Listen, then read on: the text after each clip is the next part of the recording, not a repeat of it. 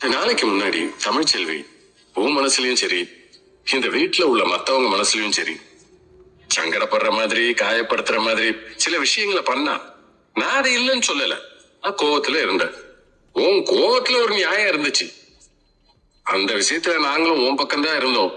அப்பா, எப்ப ஏன் உசுரான உங்க உசுரை காப்பாத்துறதுக்கு அவதான் மருந்து கொண்டு வந்தான்னு எனக்கு தெரிஞ்சதோ அப்பவே எனக்கு அவ மேல இருந்த கோவம், வருத்தம் எல்லாமே மறைஞ்சு போயிடுச்சுப்பா. இப்ப என் பார்வையில அவ என் அப்பாவோட உசுரை காப்பாத்தி கொடுத்தவ.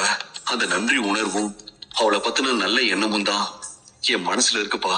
கூட வான்னு சொல்லி கூப்பிடுறதுக்கு எனக்கு ரொம்ப கஷ்டமா இருக்குது அப்பத்தா.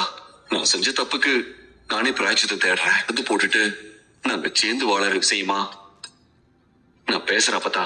அதெல்லாம் ஞாபகம் இருக்குல்ல? கவலைப்படாத மாப்பிள, எல்லாமே நான் பாத்துக்கிறேன் மாப்பிள. எப்படியாச்சும் அவளை கார்ல கூட்டு போறேன், இல்லன்னா பஸ்ல போறேன், ஆட்டோல போறேன்னு கஷ்டப்பட்டுட்டு இருப்பா. சரி சரி சரி மாப்பிள, நான் அங்கிட்டு வந்தேன்னா வண்டியில ஏற மாட்டா. நான் இங்கிட்டே நிக்கிறேன், நீ போ. சரி மாப்பிள, நீ போ, நான் பாத்துக்கிறேன். தமிழ்ச்செல்வி காருன்னு சொல்லி இனிமேல் தமிழுக்குன்னு ஒரு காரை வச்சுக்கோங்க. அவ எங்க போனாலும் கார்ல தான் போன்னு சொல்லி சொல்லிட்டாங்கம்மா. மாமா என்ன கார்ல கூட்டிட்டு போக சொன்னாரா? ஆனா ஆமாங்கிறேன். தமிழ்ச்செல்வி காரு அவளுக்குன்னு ஒரு காரு தனியா வச்சுக்கோங்க. அவ எங்க போனாலும் வண்டியில கூட்டு போயிட்டு வரணும்னு சொல்லிட்டாங்கம்மா.